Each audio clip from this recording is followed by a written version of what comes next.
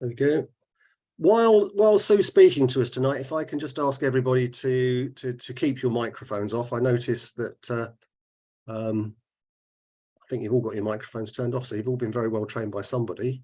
If you have any questions, if you can just post them in the chat, and you know, we will try and make sure that Sue deals with them when we move over to the sort of more general Q&A session. If there are any questions that can't be dealt with tonight or are held over, if the discussion goes on for a long time, then Sue has said, or indeed I will try and get answers to you afterwards. So if you've got any questions that occur to you right near the end, or stuff that you might need a bit of research, by all means post them in the chat, or put them to Sue or I. As I said, we will be having a more general Q&A session and discussion once Sue's finished doing her presentation. During that, I would ask if you either use the reactions button down at the bottom of the screen to put your hand up virtually, or indeed, given that we've actually got only a few people here tonight, if you just wave your hand in front of the screen, I'll probably notice that as well. And I'll call on people to put your questions or your points forward, no matter which method you use.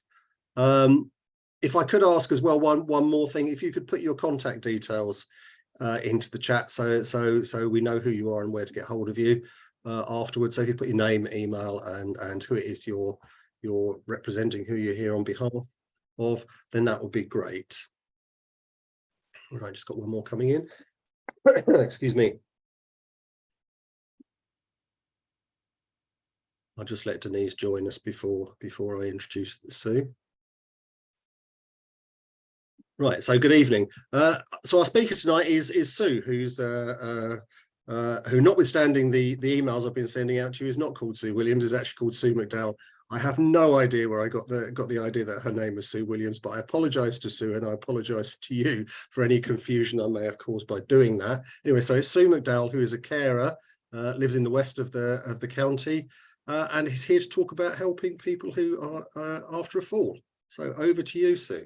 Okay, thanks, Pete. Can I first of all make two apologies before I start? The first is, if I suddenly get a call from Mum, I have told her that I'm at a meeting, but she tends to forget.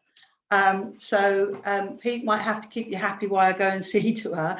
And the second is, I've had some fantastic lessons on how to use this from Pete, but if it goes wrong, I apologise, because it is the first time I've actually done this. So I'm going to give you a little presentation tonight about what I'm doing and why, and how I'd like the parish councils to be involved. And then I think after that, you know, it's up to in terms of questions. So here I go. I'm going to share the screen, I think, and I'm going to go to the presentation. Okay, is it working? Have I got it right? That's good. We've got it on screen, yep. Lovely. Okay. Okay, so just to start, as Pete said, my name is Sue McDowell, and I am the daughter of and a family carer of my mum. And my mum is 92 years of age. She is a nan, a great nan, and a great nan. She is very, very loved, has an excellent quality of life, but is very, very prone to falls. She has lots of long-term illnesses that make her very prone to falls. And this is what I'd like to talk to you about tonight. The last time Mum had a fall was on the 2nd of February. And I don't know if you know, but a family carer's first option when a loved one has a fall is to call the SWIFT team, which is the emergency care team at Norfolk County Council. Now, every time Mum's had a fall, I've called the SWIFT team, and I think they've come out once in the many falls that Mum's had. But usually the answer is they have a policy that they won't come out after 2 hours, and they won't come out if there's any form of injury, no matter how small that injury is. And they will advise to dial 999. Now, in the west of Norfolk, why did I say Suffolk? The west of Norfolk, there isn't enough staff, basically, for them to get to us within 2 hours. So on the 2nd of February, Mum had a fall. I was told there would be I was told by the team to dial 999, and I was told by the ambulance service it would be a 5-hour wait. I told them mum had acute kidney disease. Unfortunately, I only had to wait an hour. However, they insisted on taking her to hospital. And this is the scene at the hospital for the whole day. So you've got the morning, the afternoon and the evening. I am in the profession. I work for an organisation called West Norfolk Carers. I advocate for family carers. So I am very aware of the health and social care system in Norfolk, but there was nothing I could do to stop mum going to hospital. And the reason she went to hospital is that she has a very, very old injury from 4 years ago, which me and her GP manage, but quite rightly, the paramedic said she's had a fall, she's got an injury, she's got to go to hospital. So I couldn't go against their, a clinician. But had they not been called, then I would have known that was an old injury. In addition to that, basically it tied 3 paramedics up for a whole day, and it tied an ambulance up for a whole day. And mum was left lying in that ambulance the whole day, and there was nothing I could do about it. So I became very frustrated and decided that, this wasn't the way that older people and our ambulance service should be used and treated. And basically decided to do something about it. Now, before I tell you about the project, I'd really just like to give you a background on what happens when we dial 999 for a fall. Sorry, let me just tell you what I'm going to talk about first, and that is the detrimentals of having a fall, and that's something about long lay. And I will go into what a long lay is. And I've already said about our present process and why it's flawed, and that's because of the 2 hours. I'm going to talk to you about the project and the benefits to your parish and the help that I need from you to change things. So in terms of a fall, when our loved ones has a fall, as I said, we have 3 options. One is to call the SWIFT team. The SWIFT team often, more than not, do not come out. I have spoken to Norfolk County Council about this. They have accepted they do not have enough staff in the west of the county, and they have accepted that they are trying to look at how to deal with this. However, they won't come out. As I say, in the many falls that mum's had, they've come out once. Our second option is to get family support to pick up our loved one, but that's very dangerous for an elderly person because, we don't have the skills to ascertain what has happened. And the third is to dial 999. And as I said to you, you dial 999, and it's often, because they're elderly, it's an admission to hospital. So all 3 things are a problem. And the key is that after those problems, we are always forced to dial 999. Now, I've been told by the ambulance service that 10% of non-urgent calls, and this was back when I started the project in March, non-urgent calls in Norfolk and Waveney ambulance service are because of falls. And in real terms, that's 11,516 calls were because of non-urgent, what they call non-urgent calls, down to falls. So what happens when we call 999?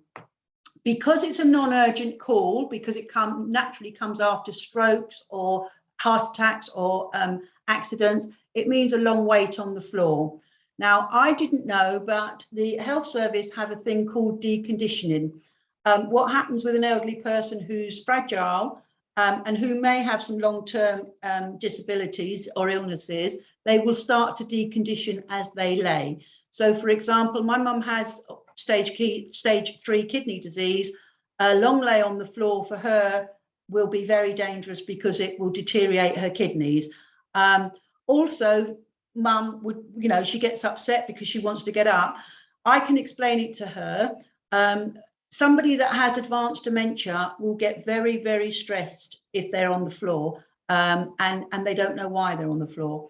And then again, they go for a full examination, often leading to a hospital visit and admission.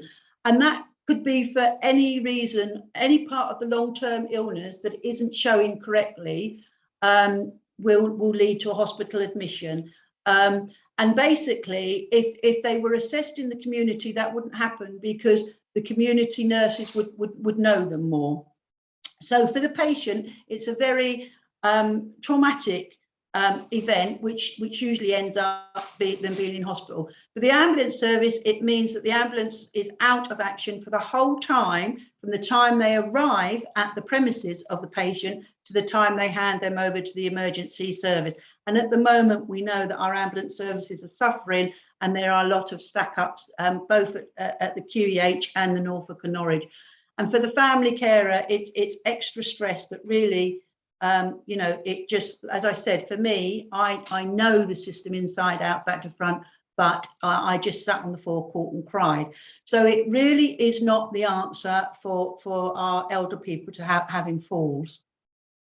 So I decided that something needed to be done. We needed to change the system.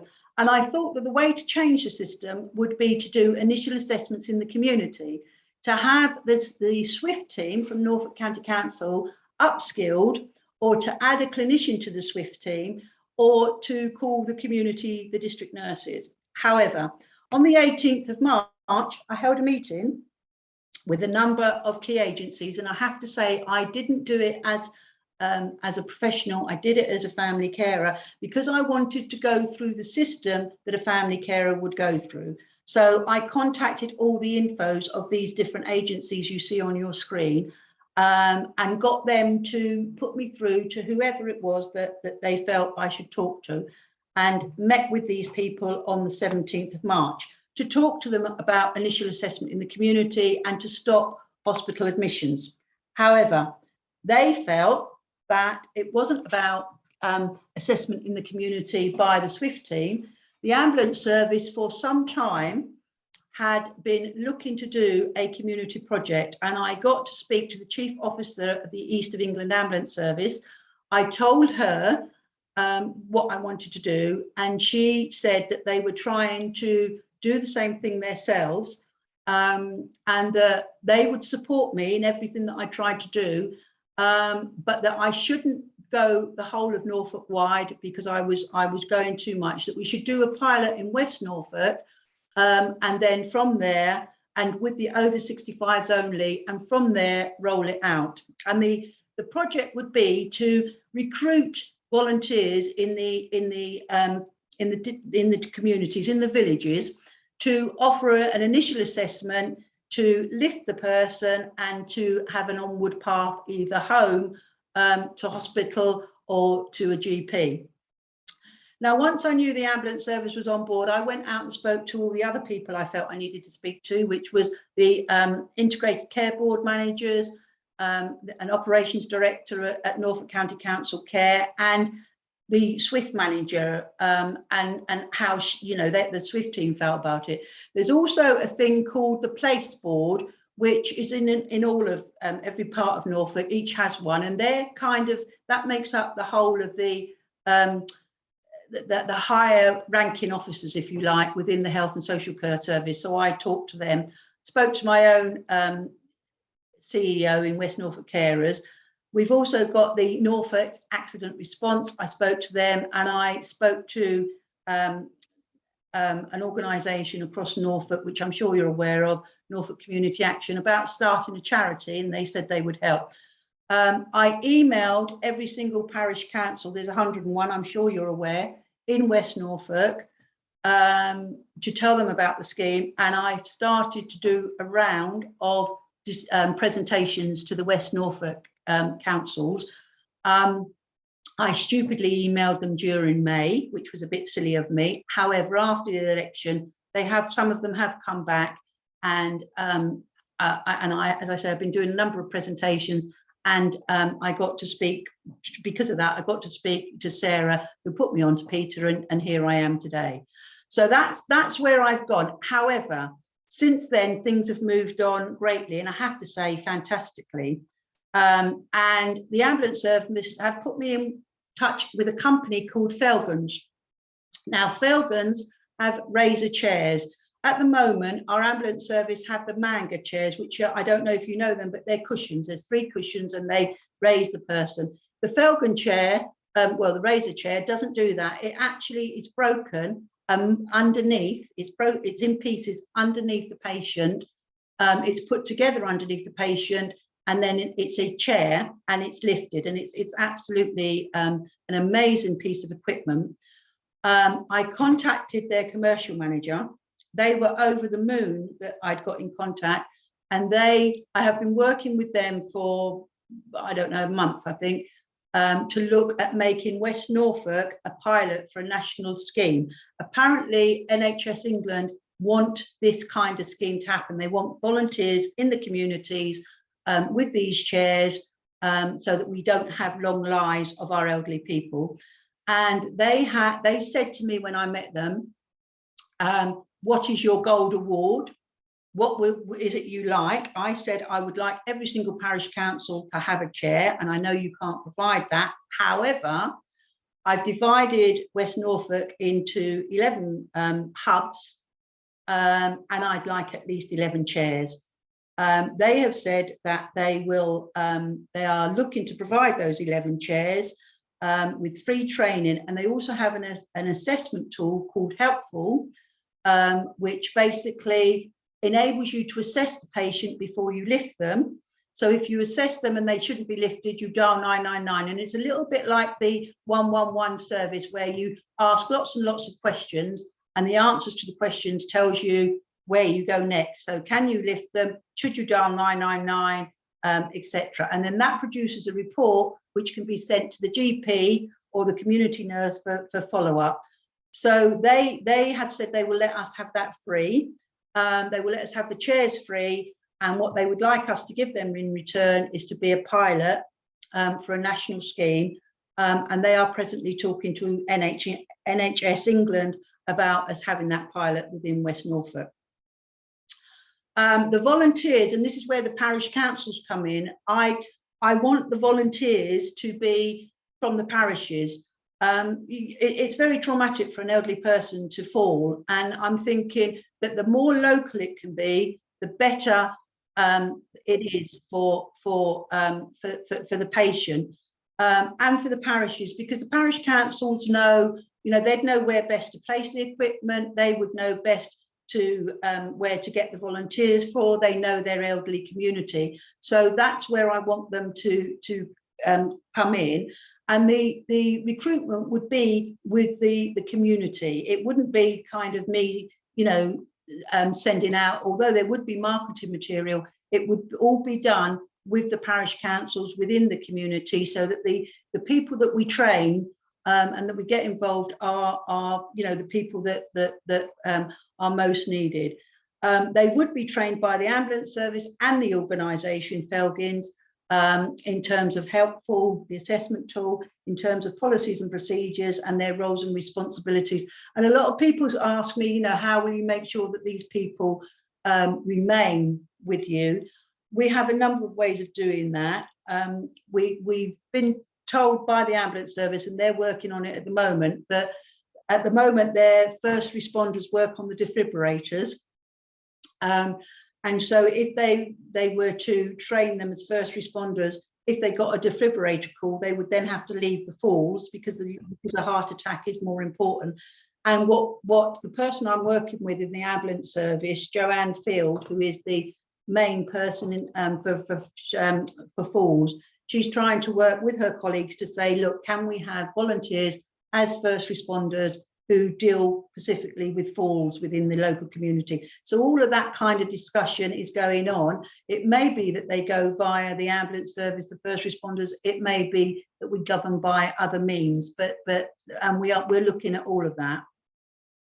So on Friday last, I had a meeting with all the key people that I had spoken to. We agreed that we will set up a project, be it with the ambulance service and the first responders, be it as a new charity, be it with an existing charity that's willing to take governance.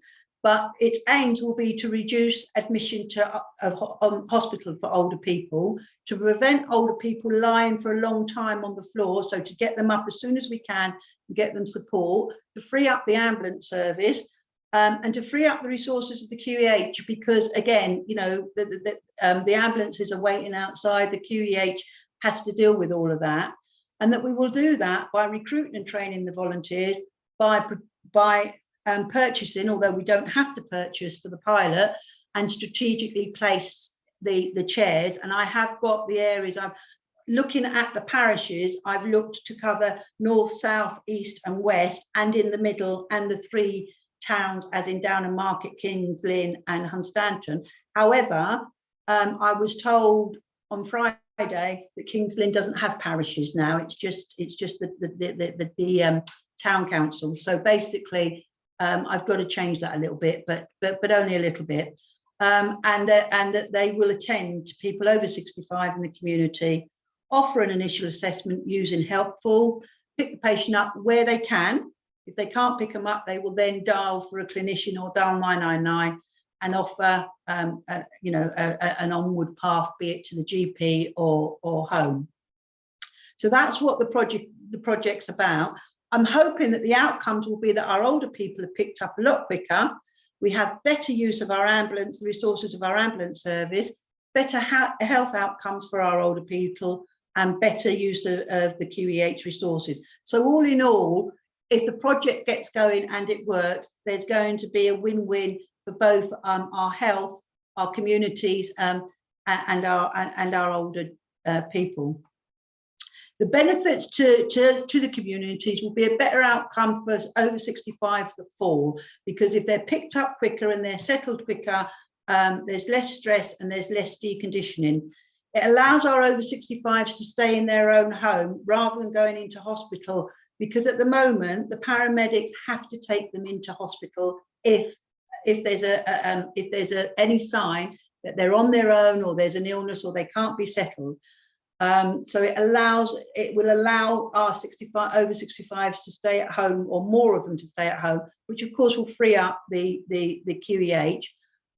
It will be local volunteers looking after local elderly people. And again, that's why I've called on the parishes, because I want it to be the parishes that get involved in that.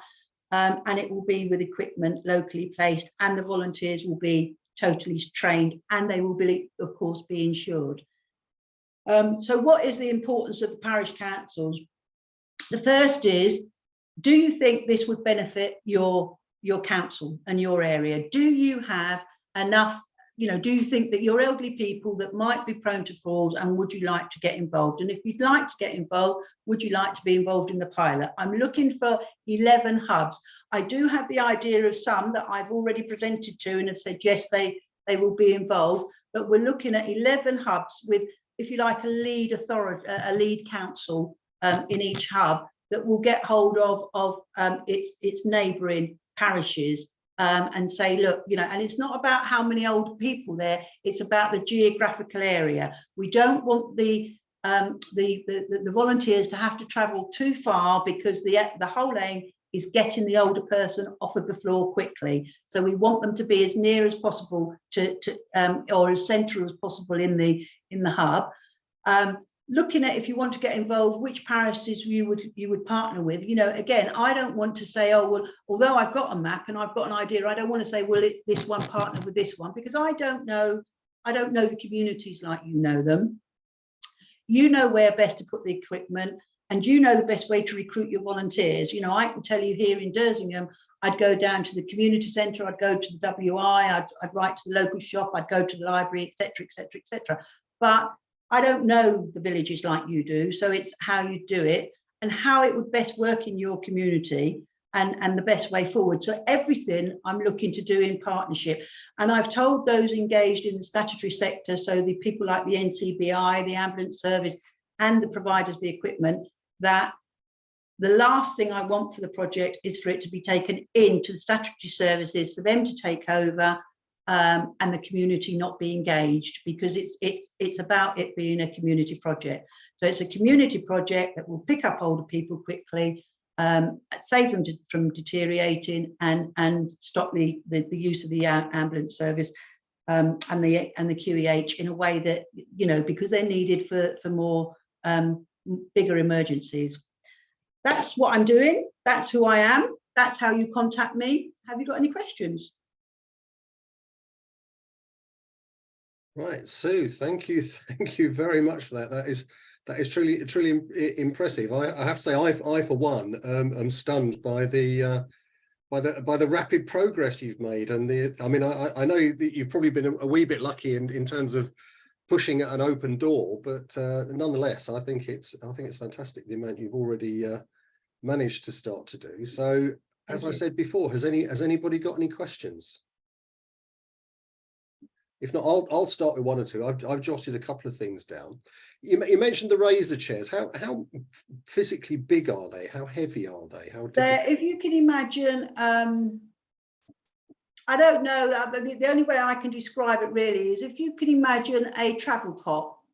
I suppose we all had travel cots when the children were younger.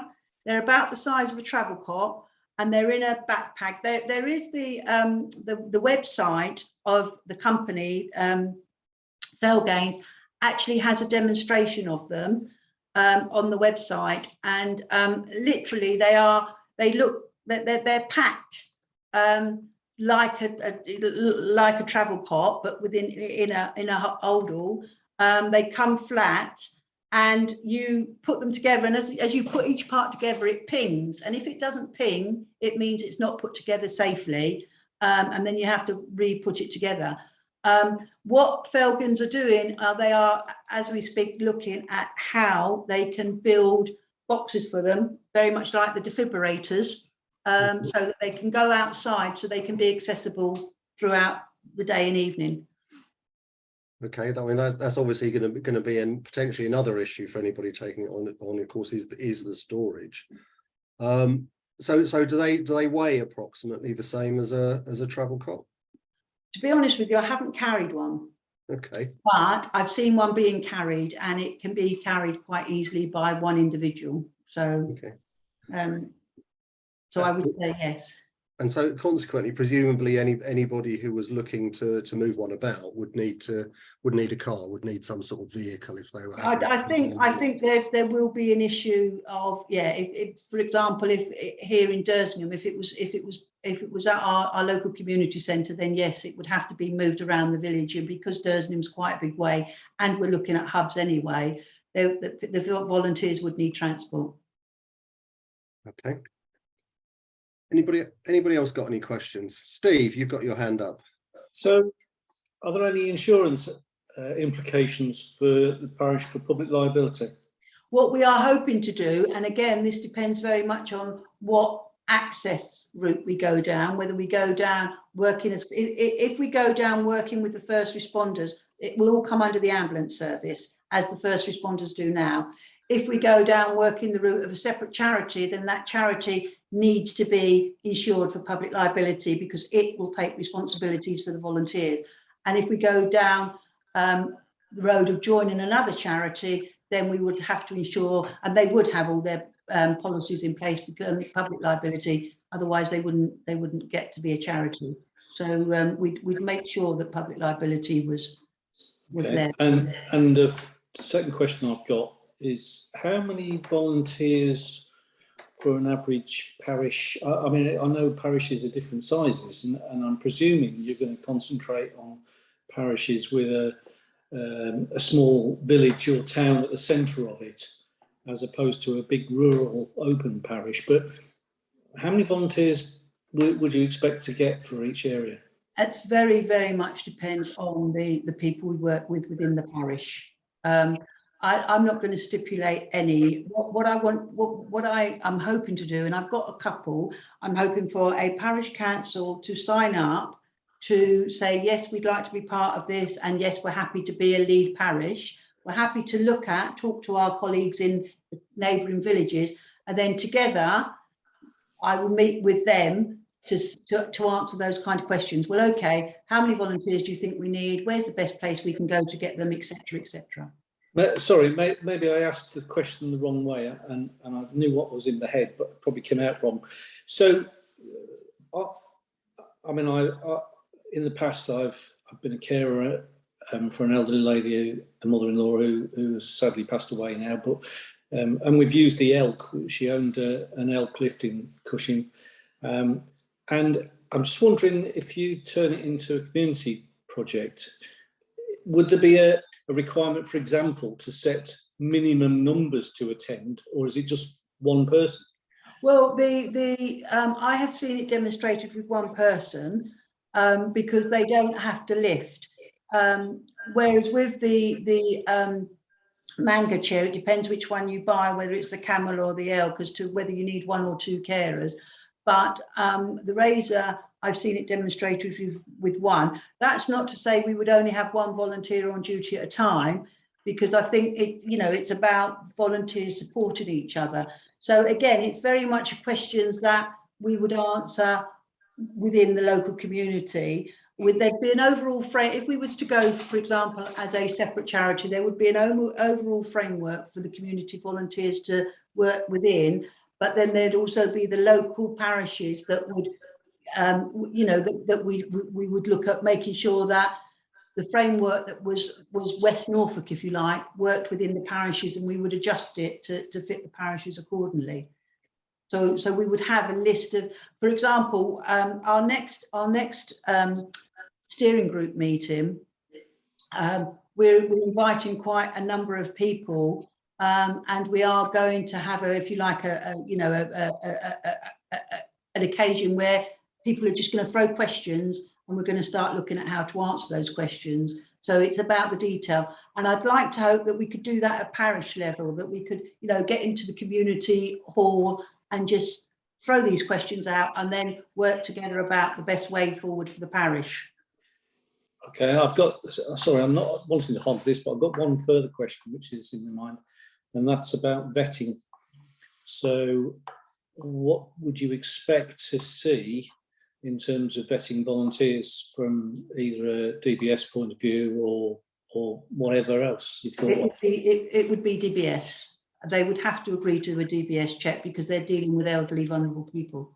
Yeah. It would be part of because we would do some training, if you like, in roles and responsibilities, and we would be saying to them that part of their role is to accept a DBS check. And if people weren't prepared to accept a DBS check, then we would have to say to them, well, maybe it's not the opportunity for them. Thank you.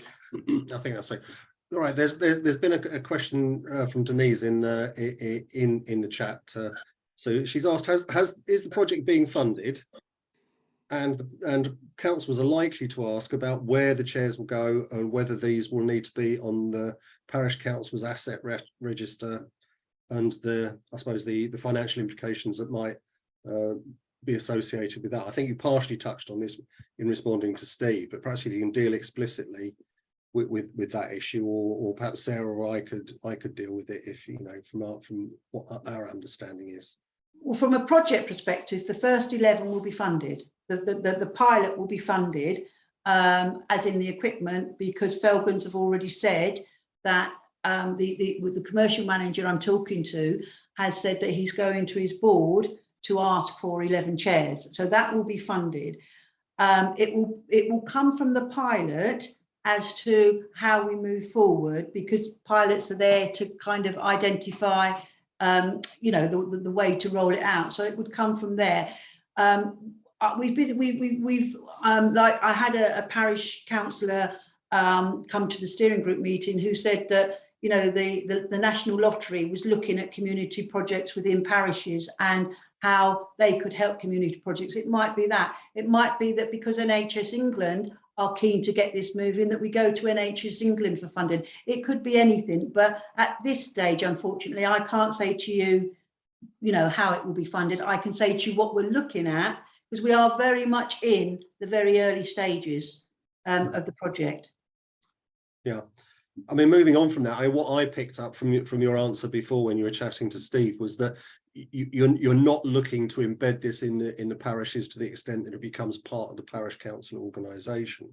You really want the parishes as partners, and as a source of local knowledge and local contacts. Yeah, to sort of ease the way, as it were, to get volunteers involved. That there will be a separate organisation that will take on the financial responsibilities, that will take on the management responsibilities, and that would include, because presumably there's going to be issues not just about buying the chairs, but they're going to have to be maintained, they're going to have to be stored, there's going to be ancillary equipment, there's going to have to be some sort of record keeping system, and all the things that go with with an organisation. So that's going to have to be funded. But I mean, I certainly got the impression that there was an enthusiasm from the ambulance service, from county, from the NHS to make this work. The ambulance service have been amazing. I have to say they've been absolutely amazing. I've been working with their lead on falls, and she was the one that put me in touch with Felgins. They have offered to take it under their wing as first responders, like the defibrillators. Their only concern at the moment is that they would have to train them as a first responder. And the concern is then if they were on a fall and as I said, someone had a heart attack. So they're looking internally at how they can deal with that. And of course, because it's a community project, we're looking at how we can deal with it in the community. So again, it's a question of how all that will be answered. But we have a representative from the commissioning board who came to the steering group meeting. He's going back to all the statutory services to talk to them. I've already spoken to them, but he's going back to give them an update on what's been happening with Felgins, etc. So yes, the NC. I've already got the Queen Elizabeth. There's a person in Queen Elizabeth, a wonderful nurse there that's already engaged. So we have got the statutory services working. And to be honest with you, the ambulance service are kind of, myself and Felgins and the ambulance service are kind of leading the project, if you like. And I have said, that without the ambulance service, I wouldn't be so keen to move as forward as we're moving, because for me, they're kind of the experts, but they have been very, very helpful, very involved. Presumably, as well as looking for volunteers on the ground, as it were, to actually be immediately available to help people, you're also looking for people to become involved in terms of the management, in terms of the organisation of this. Perhaps you can talk a little bit more about how you see that going forward. Well, again, there's three options. We've started. We had our first kind of get together. It wasn't really a steering group. It was to form a steering group. We had that on Friday, and we discussed three options for management. The first is that it goes totally with the ambulance service as first responders. So all the governance, if you like, would be done by the ambulance service. The second is we set up a separate charity, which would have its own board and its own committee, and that would mean, being a member of the board. And then we have West Norfolk Carers, who I've presented to their board and said, if we was to go with an existing charity that is West Norfolk wide, could we still maintain our independence in that, we have a committee that makes all the decisions for the project, if you like, and it's just ratified by the board of West Norfolk Carers. So there's three ways of doing it, really, and it depends very much how the steering group grows. But at the moment, the steering group is open to anyone that wants to be involved in the steering group, because the wider community we have developing the project, the better the project will be. Yeah. Okay, I get so there are opportunities to take on all sorts of roles effectively. Yeah, and that the steering group at the moment is just a meeting of like-minded people getting together to develop the project, and that probably, I can't say it will be once a month, but it'll probably be around once a month to be part of that process, to say what is best. And I very much want the parish councils to be involved in that, because again, it's about getting the word from the community. Rather than people like myself who only know Dersingham. Okay, Maria's posted, I'm not so sure it's a question so much as an observation in the chat, which she says that her concern is that first responders are available via the 111 service, whereas with volunteers who are local, then you can have situations, which I think she's experienced, where somebody has gone in and lifted somebody and has actually ended up creating spine fractures and possibly other injuries. So I think that touches on training, the competence of the people who will be doing it, and and how you both build that in the first instance and then keep it at a certain level as time goes on. That's right. And one of the questions I was asked when I presented to a council the other night was how would the volunteers be supported?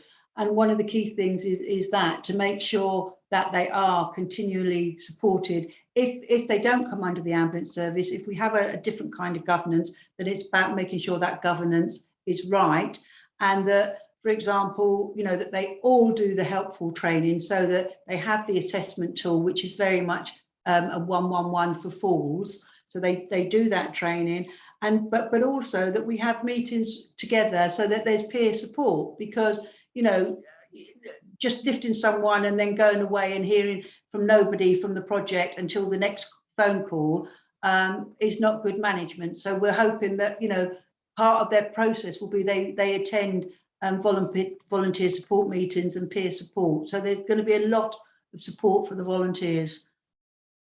Yeah, Steve Fox, you've got your hand up. Thank you. Hi, Sue. I love this idea. I really do. Very quick potted history before my question. I was primary carer for my mum, who was fiercely independent, wanted to live at home, but was very frail on a walker, continuously tripping over her feet. And the first time I got to hear about any of this was when she pressed her Careline button, and Careline's first response was, right, we'll send the ambulance. And then I got the call as the second person, oh, hello, we've called an ambulance. So I reversed that with them and said, I want you to call me first. I will go up and see her, and then we'll assess what the situation is. And like you, I ended up calling Swifts a lot, because Mum would just trip over her own feet. She'd go down like a sack of spuds, and we could never pick her up again, because you always worry about, can I get her up, lift her properly. So sometimes the Swifts would be able to respond. Other times they'd turn around and say, no, sorry, we're over in Great Yarmouth, and by the time we get to you, the 2-hour window will have elapsed. So you need to call an ambulance. So the longest time we had to wait was 8 hours with Mum on the floor. An ambulance turned up from Colchester because they'd come into the patch, and so they were then assigned onto the QE8 roster, the local ambulance roster. And by that time, Mum had started to deteriorate, like you say, deteriorate on the floor. Mm. And by the time the ambulance arrived, she really needed an ambulance, even though originally she didn't. Mm. So more often than not, though, I have to say that we did get Swifts in, and they'd just roll the inflatable chair under her, pump it up, and then she'd be back on her walker, and she'd toddle off to go and watch the telly or something, none the worse for wear. Mm. So like you, I had the thought, I wish we could do something like a hub, as you're suggesting, locally, where people can plug in. I wonder whether, because in Clinchwalton we do have quite an elderly population predominantly, and I'm coordinator on the neighbourhood watch as well as being on the parish council, and so we have not a great deal, but a few people on the radar who are vulnerable, and they have our numbers, and they'll give us a call and just say, sometimes we just talk to them for a chat. But I wondered whether you considered whether neighbourhood watch might be a good fit going forward, to see, as points of contact, and whether the neighbourhood watch people would want to help you spin something up. And the second question is around liability. The thing that worries me is if someone goes down and you attend and you go through all of the questions with the triage sheet, and you get the person back on their feet and they seem fine, and then 2 days later the family are banging on the door saying, my mum died and you were the last person there, and we're going to sue you. One of the key things about the helpful assessment tool is that it does a post report. Brilliant.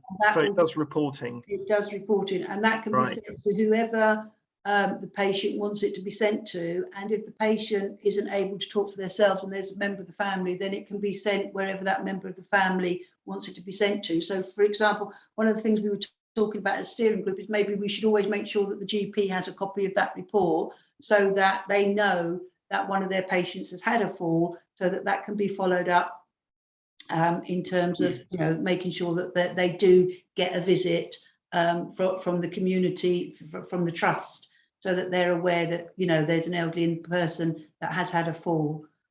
So yeah, we are looking at that in terms of making sure that happens.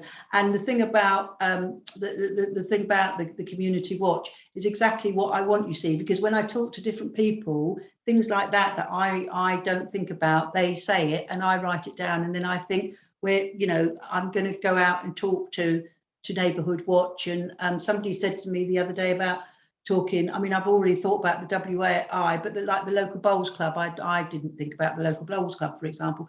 And as I talk to people, they say to me, this is an idea, talk to this one, and I write it down. And you know, there's a list coming that says these are the groups that we need to talk to, because I've always learned that if you want someone to volunteer, talk to a busy person.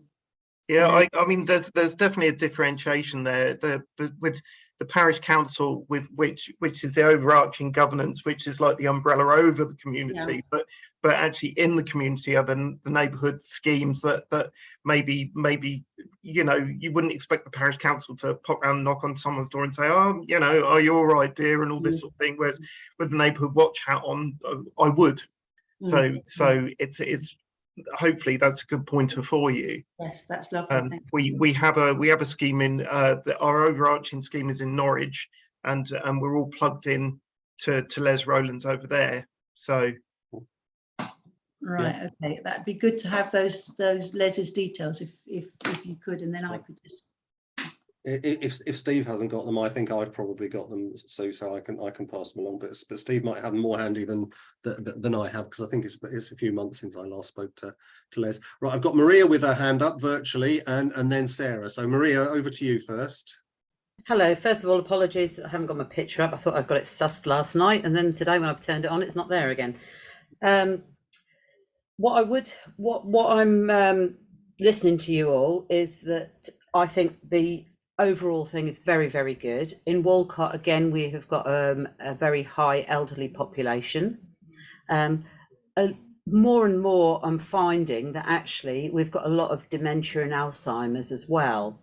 So like you were saying about a report to the doctor, that is actually a very good idea, because it's no good telling them or sending it to them, because they'll put it somewhere they wouldn't have a clue, and you might as well have not bothered because they wouldn't remember. So I think the report to the doctor is a very good idea, and perhaps notifying a close member of the family. The post report, as you say, is good. The neighbourhood watch, and I mean, this is an ongoing thing, as you say. Not only is there a post report, but it's the ongoing care that I find is lacking as well. And it's you can keep going and picking somebody up off the floor, but then there comes a point where you think, hang on a minute, we keep picking that person up off the floor, so there should be a follow-on from that, and it's where we go from there. Yeah. Well, at the moment, in terms of general, there's a lot of work going on in relation to falls, and I know that Norfolk County Council at the moment they've got a project going where they are identifying people who are prone to falls and making contact with them. Now, I don't know the details of the project, but I've been told, I think they've got a pilot running in Thetford, but I've been told that they are doing a lot of work. I know the place board in West Norfolk and probably the place boards elsewhere are doing work. So people are looking at falls prevention. And really, as I've developed this project, as I've done my research, I was finding that quite a lot of work was going on in prevention. So I'm hoping that will be taking place. But in terms of being picked up by the project, part of the reporting process will always be to say this person has had a fall and needs follow-up. Yeah, it's the thing that I have found, especially recently, is that like you can get help for people, and they say, right, okay, we're going to give you 8 weeks of help. After 2 weeks, it's, well, I think you can make your own dinner, and you can make your own cup of tea. So actually, we're not going to come around anymore. Yeah, I mean, yeah, that there's a key issue with the care service nationally for the obvious reasons that we all know. But I think in terms of first response at Norfolk County Council, again, it's up to 6 weeks that people are entitled to. And, they're supposed to be with the discharge to assess, which I'm all sure you're all aware of. There's supposed to be an assessment within the community or at home for short-term and long-term care. And the difficulty is that I've had cases in my professional life where the first response team have gone in, and not been able to do what the service user wants them to do, and therefore they've said, well, if we can't do it, we can't do it, and that sometimes leaves a gap. But having spoken to Norfolk County Council, I think they are very aware, and they're looking at this at the work that they're doing in terms of their first response team, their Swift and their night owls and their the people that work in there. And I've had a chat with Imogen Kirk, who's the manager of the Swift on a county basis, and she's saying that they are looking at these issues. And I don't know whether you have any input with the adaptions team at all, but actually trying to get hold of anybody within the adaptions area to actually help these people at home is just unbelievably difficult. To be honest with you, I don't have anything to do with them. The only thing I've had to do with them is to get adaptions at home for mum, and I've been very fortunate that I've gone down the route of the district nurses, and they've been very helpful. But I don't have anything to do with the adaptation service. Okay, thank you. I suppose in terms of sort of keeping an eye on people after they've had a fall, or whether it's a regular occurrence or more intermittent, then probably people who are based in the community and nearby locally, a better place to do that than perhaps some of the sort of more regular services that are in theory provided by county or the NHS or whomever. Because they're passing regularly and they are there, and it's perhaps a wee bit easier. Right, sorry, Sarah, you had your hand up. You've been waiting very patiently. Right, coming from a first aid background and being in Red Cross and St John's for a number of years, got a son who's a paramedic, and I've got a mother-in-law that falls over quite frequently. So this resonates with me a lot. The other thing is there's a lot of not necessarily parish councils being active, but in villages, but also people that run warm hubs, village halls, people like that sometimes have more of a link in. I live in Gayton, the one in Gayton at the moment, they do warm hubs, and they have people now, they do community lunches now, it's warmer, and they've done them all the way through. But they've got a lot of people, and a lot of people are using it for carers as well, for dementia patients, so they get a break. And they're leaving them actually in the warm hub, or actually being with them, but they don't have to be constantly with them. So I think in that respect, there's other avenues in parishes as well that could be investigated depending on what areas we're discussing. There's a lot I've been doing. People know that defibs was my thing. I had quite a lot of defibs that were within different parishes and that I worked in and everything else. And someone asked me the other week, can they get some training for their local parishes, because they don't know how to use the defib, they're a bit scared of it and everything else. Marham, this came up, and I said to them, right, I'm sure I can know someone who can come in and do some defib training, which is a gentleman from NARS who I've known for a number of years, who lives in Dersingham, or his mum lives in Dersingham, so I've known him for a long while. And he's going out, and they've only just put it up on the notice board, and they've already had 20 people that wanted to help out. So I'm sure something like this, if it got out in magazines or in newsletters and things like that, you would probably have an abundance of people that you could call on that could do a rota system and a rota basis. And I don't think there'd be a problem in that respect. So yeah, I think we just need to get the word out. It needs to go in magazines, it needs to go around, and if we can help with that or do something with that, then we will do as well. Yeah. Absolutely. Right, has anybody else got any questions, observations, things they'd like to discuss now? Right, as I said in the chat, Sue did put her contact details up as part of the presentation. I will get a copy of that presentation of Sue, provided she's happy with it, and I will post that on our website, so that if you want to go back, have another look, get in touch with Sue, then her contact details will be there. Alternatively, if anybody wants to come via us here at Norfolk ALC, we'll pass your contact details along and put you in touch and do what we can to help people get in place. So I suppose the real issue is now it's over to you. It's over to you in the community. I mean, what would you like from people here tonight, Sue? Do you just want some contact details to carry on? I mean, one of the key things that I have to say is this has worked as quickly as it has, and I started it when Mum had her fall in February. It's got this far as quickly as it's got because of two reasons. One, the key reason is the ambulance service. They have just been absolutely amazing, and they've put me in touch with Felgans. And the other one is the parish councils. And I think Felgans, the parish councils, and the ambulance service, in partnership, we can get it going quite quickly. What will stop it is if I don't get the parish councils, basically, because I really, it will. I mean, the statutory services are looking to do it anyway, so it will be done.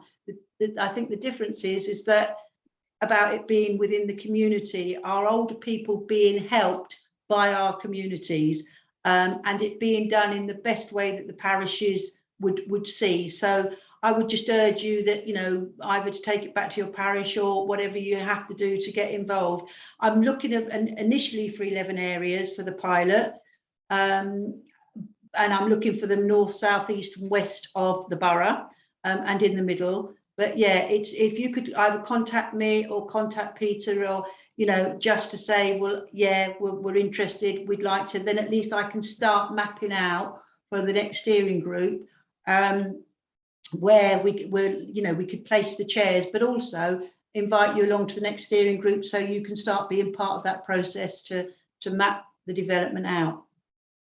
Yeah, if I could just add to that, Sue, I would say, and I'm sure most people here, having listened to you tonight, would agree with me, that a third element in why you've made so much progress is your hard work and enthusiasm. I'm sure that's been a vital element as well. So well done, to you, and well done to your partners. So as I said before, if anybody hasn't already done so, if you can put your contact details in the chat, and if you want me to pass you through, or if you want to get in touch with Sue directly, then by all means do that. If there are no more questions now, if you think of anything after. Okay, Vicky, sorry, I didn't notice you. Okay. No, it's all right. I had my grandchildren here for most of this meeting, so I was trying really hard to listen, but I'd also got a lot of background noise, but they've gone home now, so I can actually speak. You got a bit of peace and quiet, yeah. That's been really interesting listening to. My parish were very interested when I brought this to them at a previous meeting, and they did want me to find out more, so I'll take that back to them. One of the issues that we will have now, and I suspect a lot of other parishes will have at the moment, is a lot of parish councils do not meet over the summer. So August is a meeting month when nothing happens. So when is your next steering group meeting likely to be? We did take that into account. It's going to be the first week in September. We were going to have it the 2nd or the 3rd, but our ambulance service representative is on holiday those 2 weeks, and I really don't want to have it without the ambulance service. So it's the first week in September, and it will be in King's Lynn, because that's basically my CEO, bless her, has helped us to have those meetings, and so that's why we have it in a big meeting room near my office. Because at the moment, unfortunately, we're not an organisation and we're not funded, so we have to kind of take help from wherever we get it. So our meeting will be in King's Lynn at Thornsby College, where the steering group meeting was on Friday. It'll be the first week in September, and as soon as I know the details, I'll invite people along that want to come along. Because I think it would be lovely for you to be in right from the beginning, if you want to be part of the project, to be in right from the beginning. So even if you know, a representative came along to find out what was happening and then took it back to the meetings in September. That's really good. So hopefully somebody from Stow Bardolph Parish Council will get along to that meeting. But one of the things that immediately sprung to mind when I first had your email back in, when was it March, when you emailed all of the parish councils, I think it's something that Sarah said earlier, is that actually for us particularly, it's probably the village halls where you would get more input. They're the people that are on the ground. A lot of my parish councillors are actually trustees of the two village halls in our parish, but the two halls are completely separate from the parish, if that makes sense. So I think that, you know, you might be needing to look at other organisations that are perhaps out there that are more on the ground, that are, you know, like the neighbourhood watches, that are the ones that are talking to the members of the public out there. So that was something. And before Sarah comes in, can I just say one other thing and then I'll shut up? The other thing I was listening to you, and this is coming from my other background. So I actually work for an organisation called Volunteering Matters. So we recruit volunteers all the time. So I know that recruiting volunteers in the community can be very difficult. But I think what you've got on your side is that nearly everybody can identify with having that elderly relative who is likely to fall and might need some help. So I think that actually you probably will be okay in recruiting volunteers. But I think that one of the things that's going to be really important for those volunteers is to have some really good comprehensive safeguarding training, because I think they're going to come into situations where there could be a safeguarding concern. So I think that that's one of the things that, you know, that you need to take into account when you're thinking about that training. And now I'll shut up and let Sarah. Well, I think that's a very good piece. That's a very good piece of advice, right, Sarah? Your chance. I don't know whether you've been in contact with Community Action Norfolk. Yes. Yeah, because obviously they run the ACRE system out of there, which contacts all village halls. So it might be that you. What was that system, Sarah? Sorry. They do ACRE, ACRE, which looks after and does legislation and everything for village halls. So you might, they've got all the details of everybody that runs a village hall in Norfolk. And so they might be able to get something out in a newsletter to get to them. Yeah, yeah. I didn't know about ACRE, to be honest with you. I have been in touch with Community Action Norfolk, and I've heard about Carers Matters, but I'd never heard of ACRE. So that's also quite helpful. They're an organisation that look after village halls and give them hires agreements and things like that and work things through. So they have all the access to village halls. Lovely.